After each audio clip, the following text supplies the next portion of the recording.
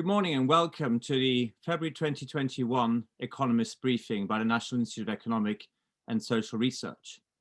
The UK and much of the world economy continue to be in the grip of the global pandemic. A second wave of COVID-19 is affecting the lives and livelihoods of millions of people, leaving behind a trail of death and destruction. At the same time, the rollout of vaccines offers the prospect of a sustained recovery. Our forecast for 2021 is a tale of two halves. Lower growth for Britain and much of the world economy in the first two quarters, followed by a more robust rebound in the third and fourth quarters. Yet the deep economic and social scarring means that reconstruction will take a long time, with most countries not returning to pre-pandemic levels of GDP before the end of 2022 or even later. I'm Professor Adrian Paps. I'm Deputy Director of NIESR, and it's my pleasure to welcome you to today's briefing. Thank you for joining us as we publish our February 2021 global and UK economic outlooks. Our new National Institute Global Economic Outlook will focus on the developments in the world economy projected by our global economics model NIGEM, as well as providing scenarios to illustrate key macroeconomic issues. The National Institute UK Economic Outlook will not only continue to assess the aggregate picture, but will increasingly place weight on its micro underpinnings at the sectoral, household, and regional levels. To that end, we are developing a new National Institute regional economic modeling system called NIRMS, which should allow us to assess the true extent of any leveling up. Before I introduce my colleagues who will present our forecast, let me start by setting the scene. Our outlook is shaped by the long-term scarring effects of COVID, both in terms of the economy and society. A record contraction of GDP for 2020 and a slower recovery for 2021. A sharp increase in the level of poverty and destitution. The other factor that characterizes our current context is radical uncertainty. There is uncertainty over the rollout and the effectiveness of the vaccine here and elsewhere, over new COVID-19 strains and their effect on the infection and death rates, over the length of lockdown measures and when they will be eased, and also a slower than expected global recovery as a result of COVID, which could also reduce UK growth because of lower trade and other factors. And thirdly, the case for strong monetary and fiscal policy actions needed to support the reconstruction and recovery.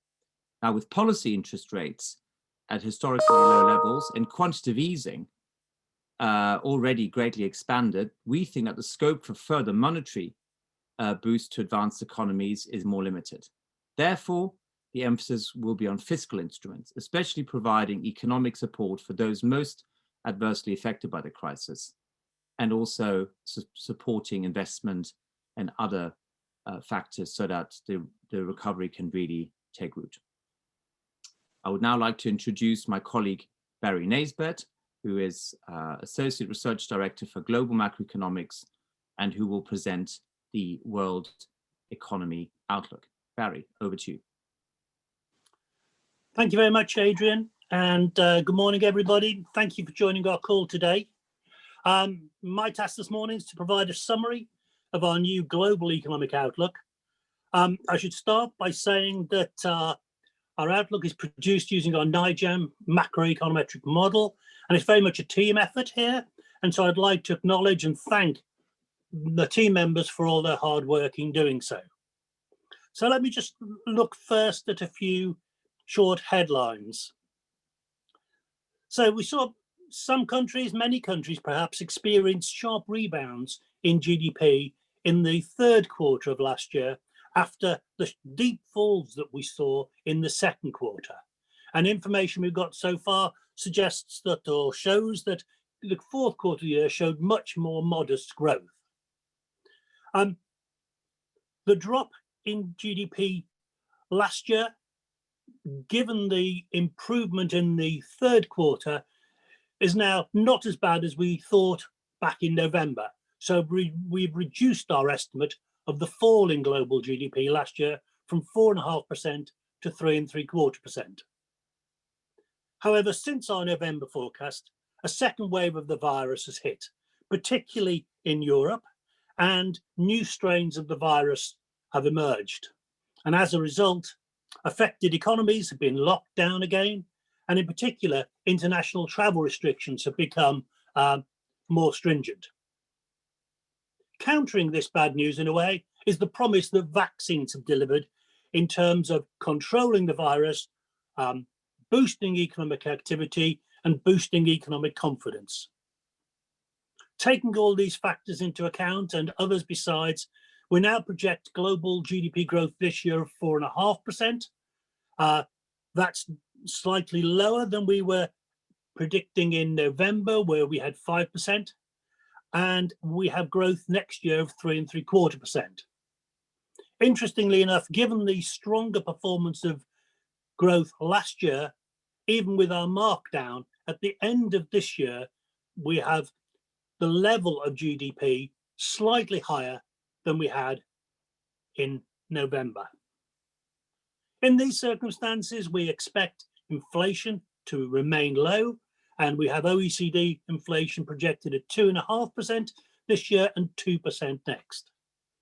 I should stress, however, that the economic outlook remains uncertain, especially with the countries at different stages of the pandemic, and this pandemic still spreading and deaths still occurring, and different stages of lockdown, but also we now have programs of vaccination. Let me illustrate a few of those themes. So on the left-hand side, you can see some major countries: China, Euro area, Japan, US.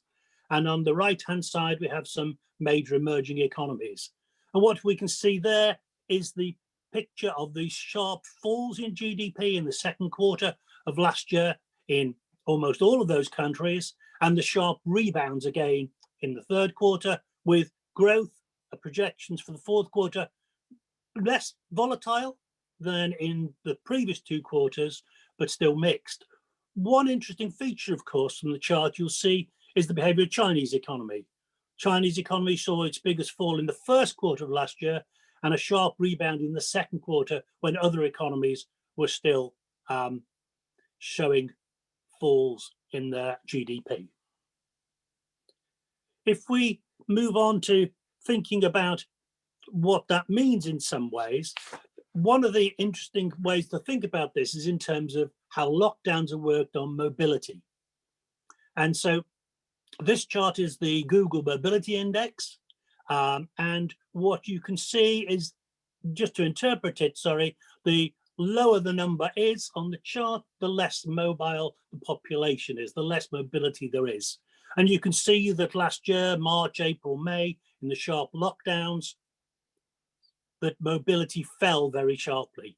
It then improved again in the summer as lockdowns were eased, not universally back to, if you like, the benchmark level, but much more back to normal, but has now since mobility has decreased again in all those economies. It's worth noting, though, that mobility has not fallen as sharply as it did last year. Lockdowns have been, on average, not as severe in terms of their effect on mobility. Hence, we don't expect the first quarter of this year to repeat the second quarter of last year in terms of the size of the fall of GDP. One feature that the outlook talks a lot about, of course, is the divergent economic experiences. And this chart just looks at our projection of the level of GDP at the end of the fourth quarter of this year compared to the pre-pandemic level of GDP in the fourth quarter of last year. And what you can see is that at the top of the chart, China is expected to show GDP increase of about 10% over those 2-year period. However, right at the bottom, Spain, a fall of around 6%. The world economy, somewhere quite near the top there, is slightly positive. The effect of China there being very strong on that. And the US slightly positive as well. The Euro area, though, negative around -3% by the end of this year. If we think about another way that divergence has happened, it's one good endpoint to look at is unemployment rates, where we can see that the US and Canada have already seen very sharp increases in their unemployment rates. Both of those are now seeing unemployment falling, and we expect those rates to continue to fall this year. Pardon me. But typically European unemployment rates haven't fallen as much, and that's largely because of the employment support schemes, which have kept employees in touch with their workplaces. And we now expect that as those support schemes end during this year, we're likely to see European interest rates or interest rates in European countries, such as the UK, rising rather than falling where they would be in the States. One thing I'd like to think about is economies are recovering, but have not recovered. I tend to think of recovering, when you have recovered, you're back to where you started. And looking at this chart, which looks at GDP indices for various countries, you can see that China has already regained its pre-pandemic GDP level. And we expect the US to do so this year. However, for the Euro area, we don't expect that to happen until the end of 2022 or the start of 2023. Just quickly looking beyond the advanced economies, one interesting feature is the narrowing of the gap in growth rates between emerging economies, excluding China and India, which is the solid black line, and advanced economies, which is the red line. That's happened over the last 5 or 6 years. We expect that to continue in the short term, although we expect those economies to grow slightly faster, 0.25% to 0.5% a year, than advanced economies. Of course, China and India combined, we expect to go at a much faster rate, although that rate to slow down in the medium term as the transition in the Chinese economy completes. One interesting topic again is the scarring effect on COVID-19 on GDP. Just as after the global financial crisis, the level of GDP didn't regain for a long time, the previous trend line, we now expect the same thing to happen in terms of scarring. And we project by 2024, the level of global GDP to be 6% lower than expected before the pandemic. We typically present a risk analysis, a downward risk analysis in our forecast. And this time we've looked rather like we did in the November report at, again, the incidence of more waves of the virus, which of course have a negative effect on GDP, but at the same time we now have vaccinations coming in, and those we expect to have a bigger effect over time, so a cumulative effect. And so one sees the negative effect initially becoming smaller in this simulation. Full details of this are obviously in our report. So let me finish with a quick summary. Global economic activity has rebounded from the initial shock, but most economies haven't yet recovered to the GDP levels they had before the pandemic struck, obviously China being the big example. The global economy, we believe, is still fragile to the uncertainties around, but our overall projection is that global outlook, the growth we're seeing will continue with recovery this year for growth of around 4.5% and 3.75% next. Countries are not recovering at the same pace, so this idea of divergence or heterogeneity is going to be a very interesting and key issue. We think that the risks of either very low or higher inflation in the medium term have increased, reflecting expectations of the low inflation experience we're seeing at the moment, but also the boost that we've seen from fiscal and monetary policy over time. We believe that the policy emphasis remains on the global fight against the virus and coordination of healthcare and treatment and research to beat the virus, restore confidence, mobility and economic activity while supporting those adversely affected, with clearly an important role to play for the international institutions such as the G20, IMF and World Bank. Let me just leave you with a quick summary of our forecast, and I'd like to just take a second to point out that one change we're making in our global economic outlook this time is we've introduced a couple of new features. These we've called topical features, and they're using our NIGEM model and running simulations on the model to illustrate particularly what we think are interesting policy or economic issues. We have one on US monetary policy change, where the US is now be targeting inflation over a period rather than inflation at a, if you like, 0.2% time over the forecast period. And that in a way links into the presentation we have tonight from James Bullard from the US. The first feature, though, we have is looking at the issue of vaccine distribution across the world and its impact on services trade and hence on global economic activity. And if you'd like more details or to be able to run these simulations yourselves or use our model, NIGEM, to do your own forecast, we'd be very willing to talk to you about using our model and subscribing to our service. So let me introduce now my colleague, Dr. Corrado Maccarelli. And Corrado is going to discuss this first of our topical features in the global economic outlook about trade and the unequal race to the COVID-19 vaccine. Thank you very much for your time and attention. Thank you very much, Barry, and indeed, very good morning to everyone. So what I'm going to talk about for the next minutes is indeed the result of this first topical feature, which looks indeed at the issue of distribution of the vaccine across the globe. And in doing so, we take the effect of vaccine distribution on restriction to international mobility. Of course, this is only one dimension across the many that one could consider in terms of the vaccine rollout. And the idea of the feature is indeed to focus on one aspect, which is indeed that of tourism. What we have observed so far is that wealthy regions such as Europe and North America have secured millions of doses and begun vaccination programs. In particular, if you look at the graph on the right-hand side in terms of billion doses procured, also in per capita terms, which is the black bars, you can see that high-income countries have, in fact, secured more than a half of the doses that are available internationally.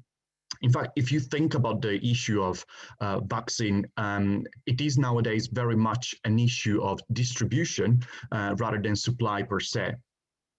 Now, the main question here is that some middle-income countries with manufacturing capacity, think about India and Brazil, have been successful in negotiating advances in market commitments from leading vaccine developers. But low-income countries and middle low-income countries are at risk of being left out of the process. In fact, there is very much a discussion about the moral failure of leaving those countries out.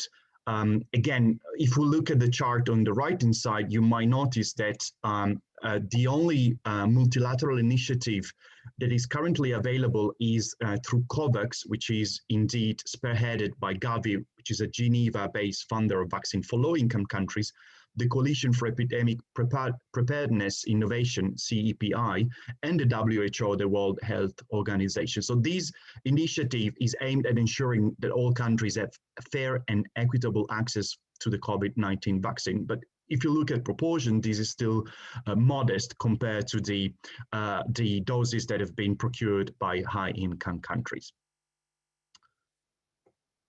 So one conclusion is obviously that the vaccine distribution is highly unequal.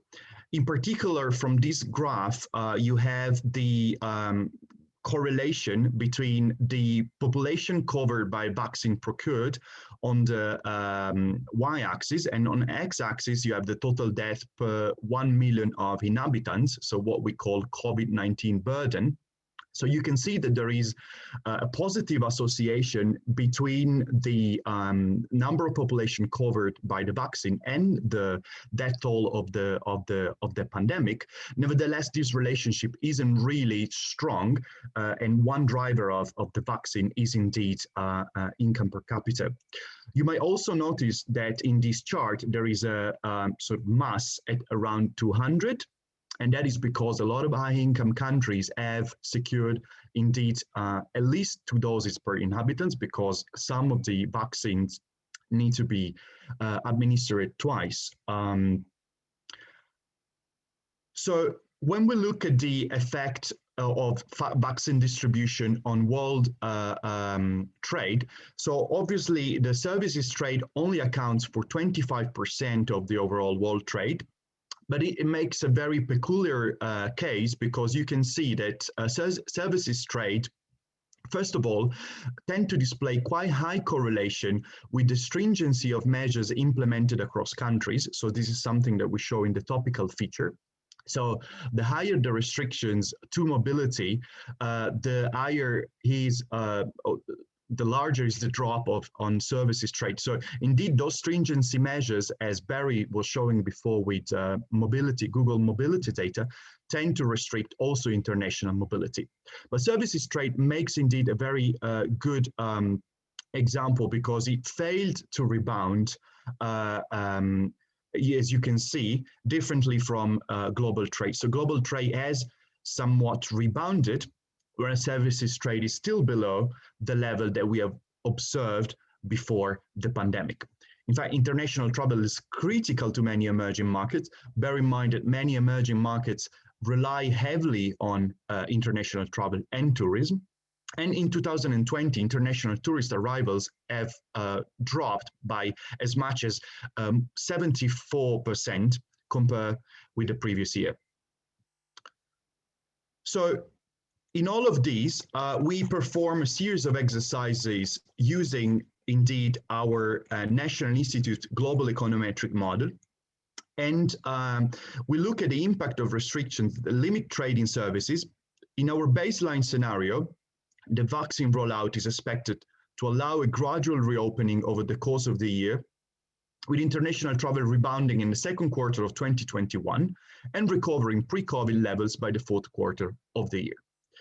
Obviously, there is a lot of uncertainty around the effectiveness of the vaccine and the speed of the rollout, and that is also something to take into account.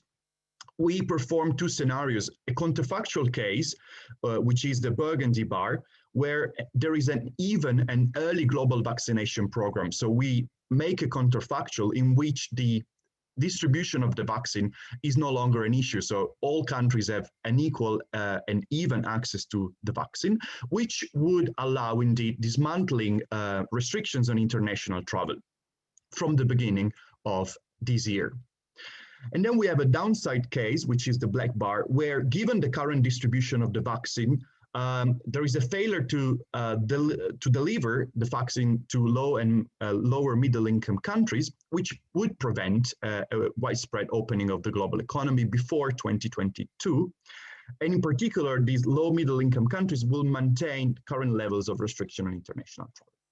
So you can see that there is quite a stark message emerging, because we find, first of all, that GDP growth would have been higher in all major countries and region, with the biggest positive impact in those countries where services account for a relatively high share of trade. Think about the UK, Denmark, Greece, India, and Singapore, but also in countries where there are high level of restrictions currently in place, such as Germany, the Netherlands, and Austria. So in those countries, if we assume that there is an even distribution of the vaccine, henceforth we can relax restrictions on international travel, the effect on GDP growth would be quite high.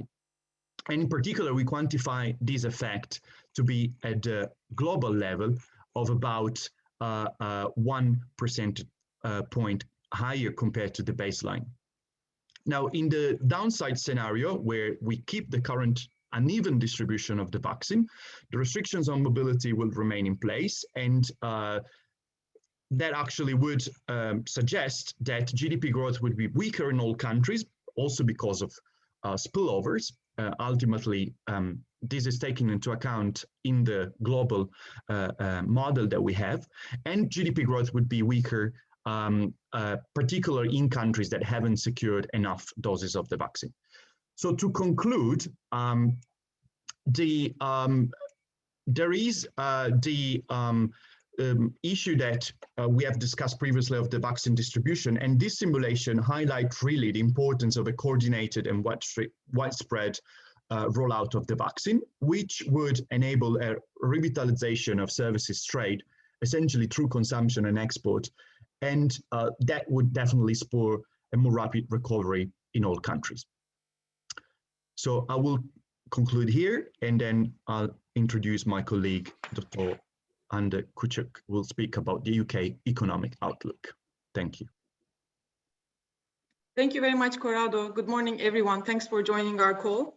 I'm going to share the main highlights of our new forecast published in our new quarterly report called UK Economic Outlook, which you can find on our website. And this is joint work with my colleagues, Cyril Lenoel and Rory McQueen, and Cyril is with me in the panel as well. So let me start by a few headlines. A major second wave of COVID-19 is holding back UK economic recovery in the short run. So at the time of our last forecast in October, the second wave of COVID-19 was a major downside risk. Now that risk has materialized and led to us revising down our forecast for this year from around 6% to around 3.5%, following a 10% contraction in 2020. So the winter lockdown that was announced on January 4th is having a bigger impact than the November lockdown. And with the early indicators and the extent of restrictions, we now expect the quarterly contraction in the first quarter to be followed by robust growth from second quarter onwards with on the back of a successful vaccination program. Without further support, unemployment, which was limited by the extensions of furlough scheme, is expected to start rising after the planned date of the end of the furlough scheme in April and rise to 7.5% at the end of this year, which amounts to 2.5 million unemployed. And despite the rollout of the vaccines, we expect long-term effects from this recession. So by 2025, there will be 6% of output permanently lost. So from both the scarring from the pandemic and from the effect of the exit from EU on a bare bones deal. So policymaking should be focused on managing the effects of these twin shocks that we are facing, COVID-19 and Brexit.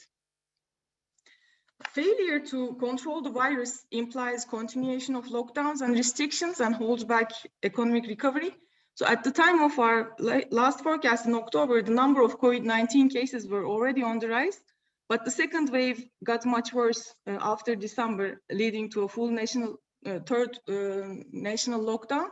So we can track the impact of this lockdown in Google mobility indicators. So as you can see on the right-hand side, the fall in mobility was much more drastic compared to the fall in the mobility in November, but more limited compared to the fall in the original, in the spring lockdown.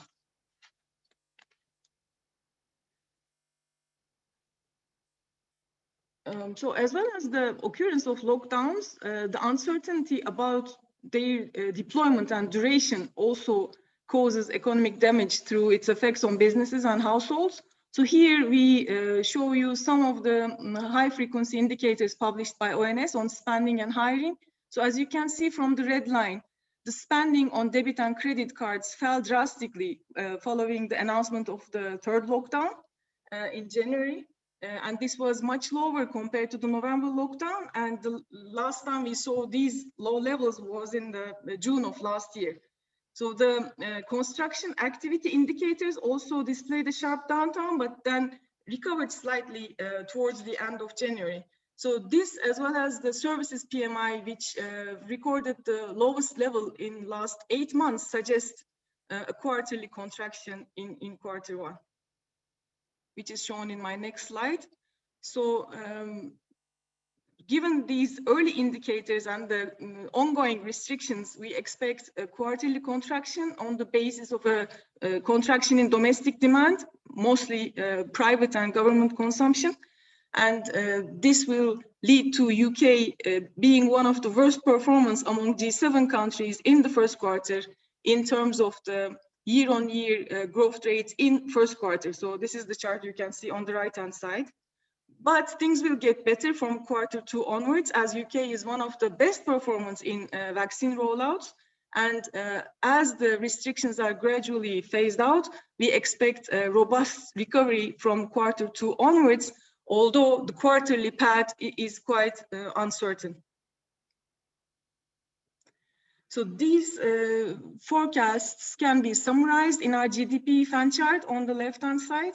So this shows, because of the quarter 1 contraction, it has a W-shaped recovery, as you can see. And our main case scenario envisages 3.4% growth this year to be followed by 4.3% growth next year.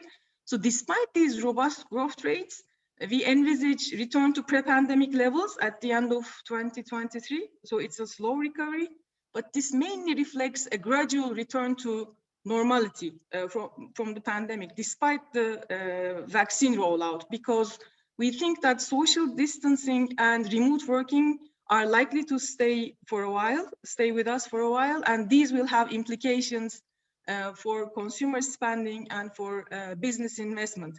So this slow recovery reflects both the effect of the uncertainty about the virus, uncertainty about the effectiveness of the vaccines on consumption and investment behavior, as well as weak pandemic trends in investment and productivity growth, which is exacerbated by the barriers to trade with the EU, given the recent trade and cooperation deal. There are significant downside and upside risks around this main case scenario. Downside risks are especially larger in the short term, and this is because of the variations in COVID-19 strains and their impact on the path of the virus, as well as the risks around the rollout and effectiveness of vaccines, especially in the short run. And also the downside risks on global economic growth, as described by Barry, also have implications for the UK economy, adding to the downside risks on UK recovery. But on the upside, in the medium term especially, we think upside risks are also considerable if the vaccine rollout is successful both and distributed to wide enough population, both in the UK and the world, so that the social distancing restrictions are removed more permanently. So this slow recovery is not unusual compared to past recessions. So here we plot the recoveries after the global financial crisis with the recovery we envisage in this current main case scenario. So back in the financial crisis as well, output didn't recover to its pre-recession levels for about 5 years after 2008. So this time we expect, our forecast is around 4 years recovery time, but with a much larger damage, much larger cumulative loss of output, as you can see from the chart. So as COVID-19 has been a highly sectoral shock, the recovery will also differ across sectors. So in our new forecast, we present sectoral outlook for the first time based on a dynamic sector model that works with NIGEM. And we compare the recovery paths across different sectors with what happened in the last recession. So this time we expect manufacturing, construction, and finance to have a faster recovery compared to the previous crisis, while public sector, real estate, and private traded services are expected to have a slower recovery. And this model also highlights the spillovers between sectors, because some sectors such as finance, which were not directly impacted by COVID, are facing the spillovers from other sectors which are more directly exposed. So I have given our forecast on GDP and the recovery path. Now I turn to our unemployment forecast. So the furlough scheme has protected millions of jobs since its start last year, in last March. So currently there are 4 million jobs still under furlough, and this number is expected to rise to around 5 million in January, February. Unless there is new support, unless the Chancellor announced new policies to support the labor market beyond April, we expect in our main case scenario, which conditions on the end of the CGRS in April, we main case scenario forecasts an increase in unemployment rate starting from April and reaching to 7.5% at the end of this year. So unemployment will face persistent effects from COVID, which is shown as a higher than 4% unemployment rate forecast during the whole forecast horizon that ends in 2025. So we expect unemployment to be persistently higher. So this requires the targeted and well-designed and targeted job support policies to follow the end in April to reduce the scarring on employment from the pandemic, but this should be contingent on the level of restrictions and on the state of the economy, and also take into account the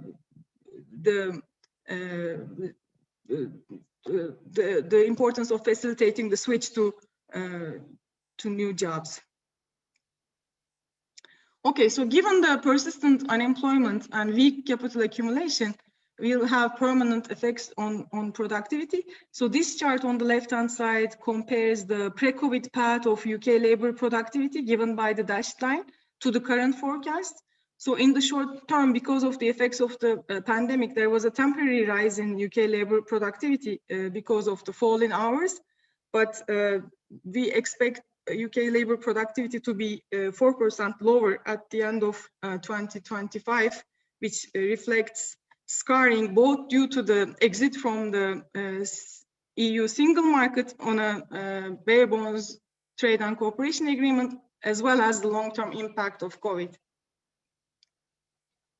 So given this economic background, fiscal support is money well spent. Public sector net debt has risen to highest levels since 1960s. It stands at around 99.4% as of December. We expect it to peak at 110% in the fiscal year that ends in 2022. So far, the yields have been quite low. The borrowing rate of the government have been quite low, and these have been supported by Bank of England's asset purchases, which we expect to continue for some time. So given these relatively high levels of public debt, the Chancellor is facing pressure to announce measures to start bringing debt to GDP ratio down ahead of the spring budget announcement. So in the UK Economic Outlook chapter, we provide a box that examines different scenarios for post-COVID fiscal consolidation. So the main message is that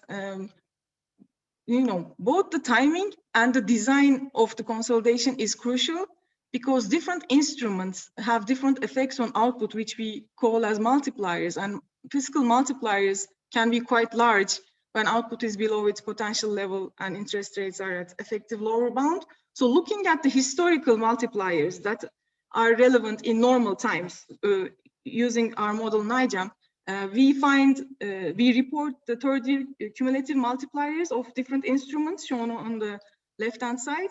So according to this, during normal times, income tax has the lowest multiplier, while corporate tax has the highest one. So this should be taken into account when thinking about a fiscal consolidation. Also, we provide simulations that aim to bring debt to GDP ratio down by 2 percentage points in 3 years. And the results of these done through a mix of tax rises and a mix of spending cuts are depicted on the right-hand side. And this shows that tax rises have smaller impact on output in the short term. And also, what is not fully captured by the model is that spending multipliers in the recovery from the pandemic could be quite large because of their effect on potential GDP due to the need to continue investing in social care, health, and public infrastructure projects.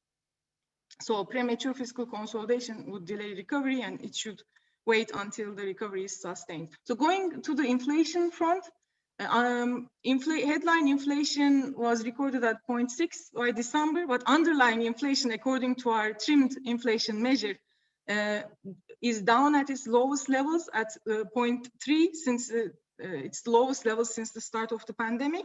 We expect inflation to rise gradually to 1.3% by the end of this year and to 2% by the end of next year.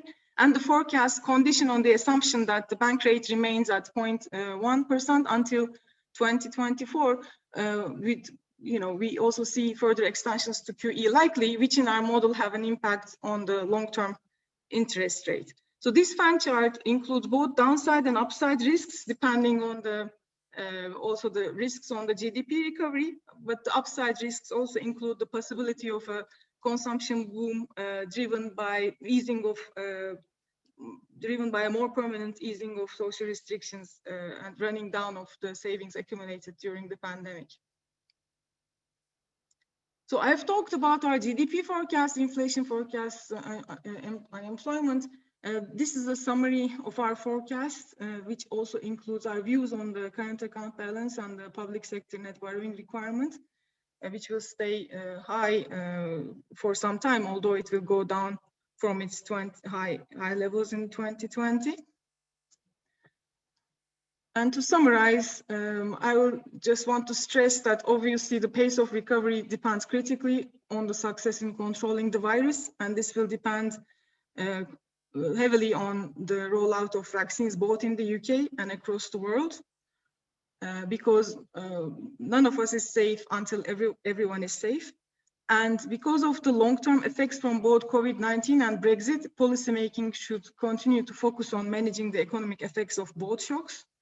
And given that the restrictions are still quite binding and the economic recovery is quite weak, especially as of the end of the first quarter, the Chancellor should soon be announcing policies to support the labor market beyond April. So a delay in announcing such policies only reduces the policy effectiveness when these policies are announced.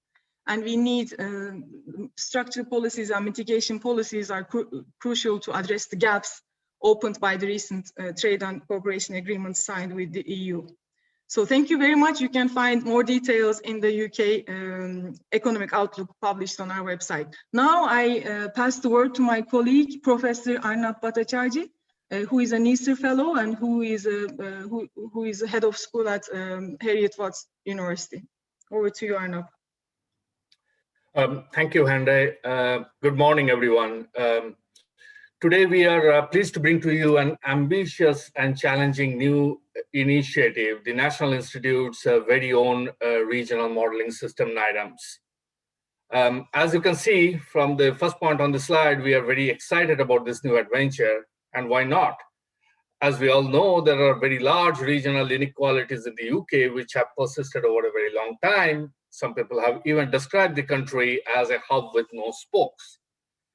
Now, being hit by the COVID shock and further on with a bare-bone Brexit deal, not only are there sharp downturns everywhere, these diversities are only expected to magnify. NIESR has consistently raised voices of concern about these regional and indeed sectoral and distributional consequences over the past year. It has highlighted segments of society where multiple vulnerabilities have concentrated to devastating effect. As the NIESR once said, COVID was never the great leveler. But the UK has lacked a comprehensive and integrated quantitative model to understand regional trends in sufficient depth and granularity. Now with NIRMS, we have for the first time a frontier modeling system linking factor analysis, household and sectoral level granularity, as well as dynamic modeling within the envelope of a large-scale macroeconometric model, which can be used to study locations and regions as they respond to global shocks like Brexit, like COVID, as well as local spillovers through interregional trade and mobility. We are able to produce some nowcasts and projections of regional economic performance using this model, currently at the NUTS1 level, but it is scalable to finer spatial level. Now that is quite a cause for excitement, but also that is where the good news ends. As emphasized in the macro picture, as emphasized in the sectoral picture, the news is not very good. There are some common features that come out. There are very sharp falls everywhere. Here, in the case of gross value added, we can see in all regions in the current quarter relative to the end of 2019, there are very sharp falls. But the largest falls are in London to the left here, together with very sharp recovery as well. And to the extreme right, the shortest falls, but also good recovery in the southeast and the southwest. So together, the south actually shows very good, relatively better economic resilience. The rest of the country is mixed, particularly with Northern Ireland showing long-term scarring effects. With respect to employment, we see a very similar pattern. There are persistent COVID-19 and Brexit impacts on employment everywhere. In London, there is the smallest employment loss and quicker recovery, but it does not catch up fully. The Southeast, West Midlands, and the Northwest witness sharper falls and slow rebounds. Productivity on the next slide also show very sharp falls. That is the graph to the left or the map to the left.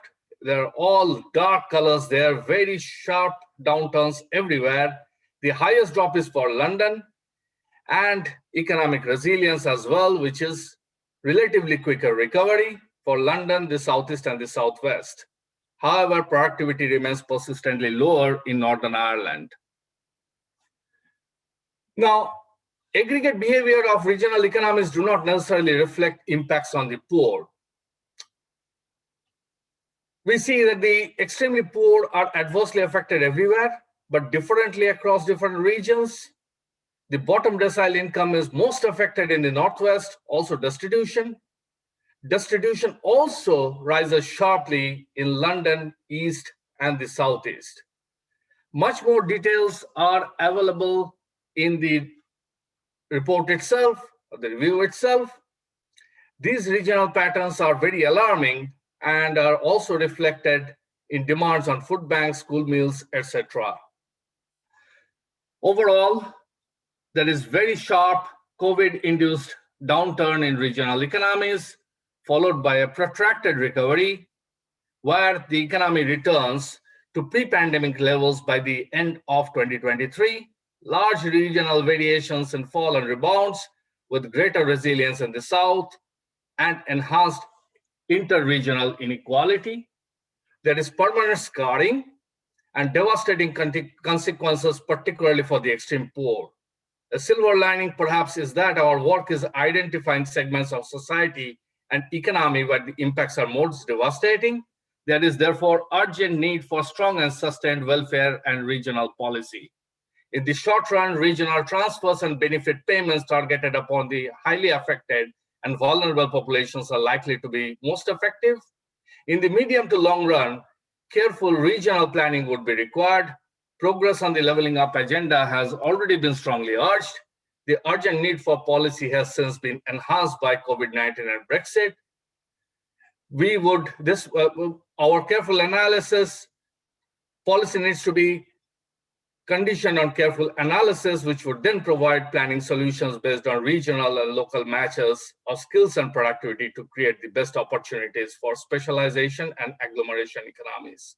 The path is both urgent and challenging. Thank you. I hand over to Adrian now.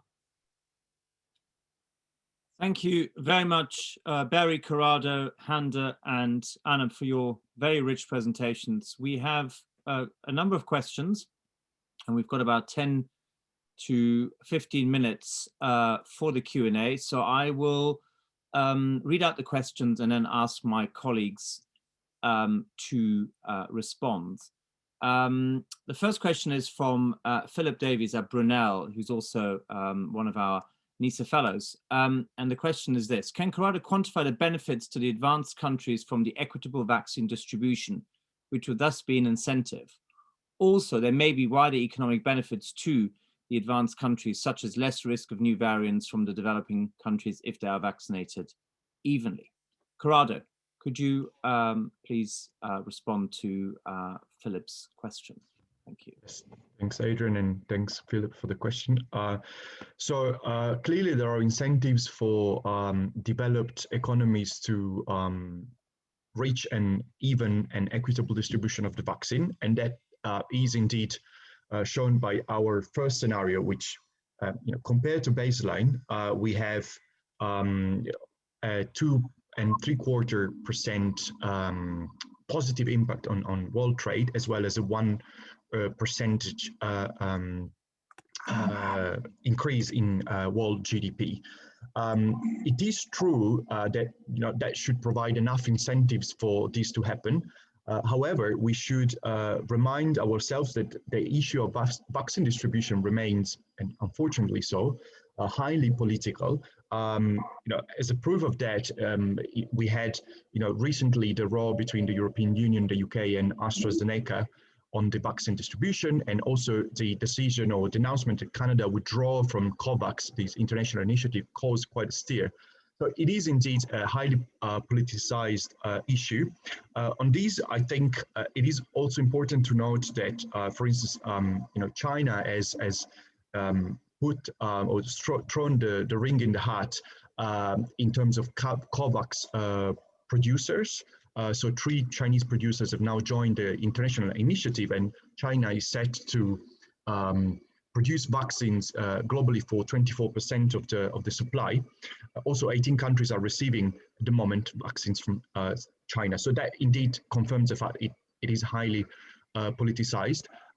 In terms of the variants, it is true, and indeed, one of the, I think, important lessons compared to the 1918 pandemic was that at the time, there seemed to be an issue with the vaccine. So a successful vaccine was effectively introduced much later than needed. So nowadays, of course, policymakers have the advantage of being able to use 2 instruments, meaning restrictions and the vaccine. So of course there must be some complementarity between the two, because of course unless a high share of the population is vaccinated, that wouldn't necessarily grant relaxing the restrictions, because otherwise the virus would keep mutating and keep posing a threat for public health. So that is indeed true, and that's why there needs to be complementary between pharmaceutical and non-pharmaceutical interventions. Thank you very much, Corrado. The next question is from Peter Arson, who's asking, what is driving the slow recovery in public sector output? I'd like to ask my colleague Cyril to take that question. Hello, thank you for the question. So what was special about this recession is that there was actually a contraction in public sector output, mainly in the health sector and the education, because in the education because schools were closed, and in the health sector because even though the NHS was operating at capacity, the way it's measured means that some of the practices were shut down, and therefore the output of the health sector was sharply down compared to the previous year. And so then what you have is a recovery, but it's quite uncertain because of how the deflator is computed. So it's quite difficult to know exactly when the deflator will go back to sort of its pre-COVID trend. So there was significant recovery in public sector output. And in the medium term, the reason why it's a bit lower than the trend is because there is uncertainty about whether there will be a consolidation or not because of the high debt level.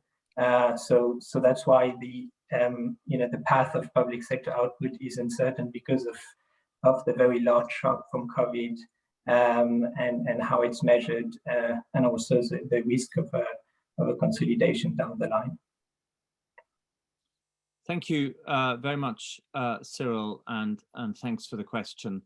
Now, I'd like to take a question from, well, two questions really on inflation, one from Alan Clark and another one from Ian Bright. And really the question is about whether inflation will return to 2% by 2025 if there is excess capacity, as shown by unemployment rate of about 5%. And indeed, what's happening to inflation? Is it being held down by high unemployment and the large output gap? And our recent reports about sharp increases in shipping costs, agricultural commodities, logjam at the ports, and supply shortages overdone? So for that question, may I turn to my colleague, Hande? Sure, let me try to get this. So inflation currently stands at quite low levels at 0.6. So the pickup in the rest of this year, in this year is, I mean, it reflects the increase in the producer costs from Brexit in the short term, imported inflation from higher commodity prices, and also the reopening of the economy. So all these, alongside the expected recovery, leads us to forecast a pickup towards 1.3%. I mean, reconciling the unemployment forecast and inflation, so the pickup in unemployment will be as a result of the end of furlough and economy operating below capacity. So as an unemployment peaks, you know, so the slack will still have a downward effect on inflation, although that will close down over time, but the producer costs related to Brexit and imported costs will support inflation going forward. Great, thank you very much, Hande. There's a question by David Taylor, also to you, and it's as follows. How far have you been able to take account of the effect of the reported post-Brexit reduction in UK workforce on both the UK GDP and for unemployment forecasts? Yeah, so this has been also raised by recent research at ESCO by O'Connor and Portes. So we mention it in our report actually.